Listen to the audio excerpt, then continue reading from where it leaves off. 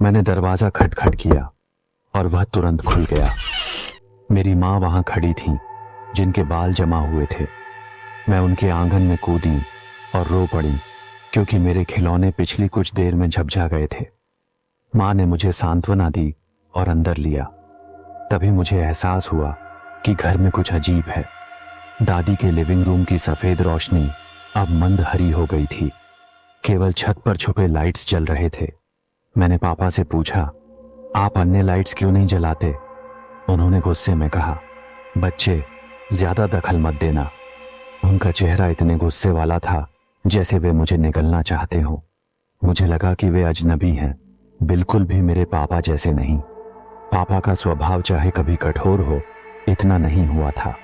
मेरा दिल नीचा महसूस करने लगी और मैं फिर रोने लगी। तुरंत बाद घर में चुप्पी फैल गई। लोग बातचीत बंद कर दिए और सभी क्रोधित नजरों से मुझे देखने लगे। चेहरों पर कोई भाव नहीं था। मंद हरी रोशनी ने मुझे डरा दिया था। मैं अब और नहीं रो पाई और वहीं खड़ी रह गई। कुछ देर बाद माँ ने कहा, ठीक है, चलो खाना खाते हैं। उन्होंने सामान्य रूप धारण किया। मैं भयभीत होकर बेंच पर बैठ गई। मैंने देखा टीवी पर बर्फीली सिग्नल आ रही थी और माँ से पूछा, कारण क्या है? टीवी पर कोई कार्यक्रम नहीं। माँ ने ठंडे स्वर में कहा, टीवी खराब है। उसी समय मेरे पापा जो खाना खा रहे थे, अचानक उसने सिर ऊपर किया और मुझे क्रूर आंखों से घूरा, जैसे मुझे मारना चाहता हो।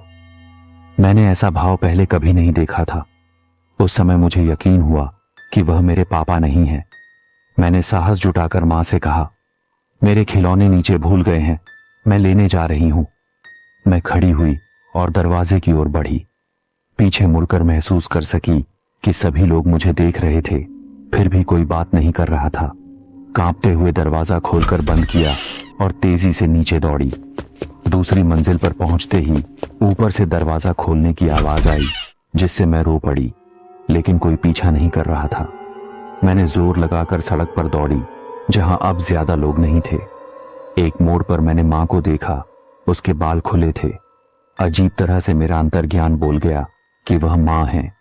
मैं सीधे मां की ओर दौड़ी।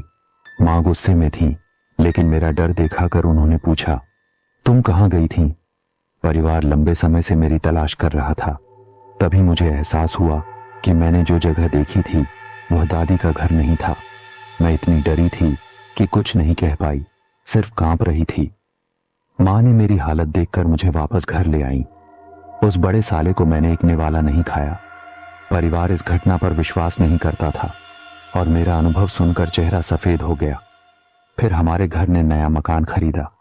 मानसिक धक्का के कारण मैं कभी उस घर नहीं जाती। जब भी मैं उस रात को याद करती हूं, मेरा दिल तड़पता है।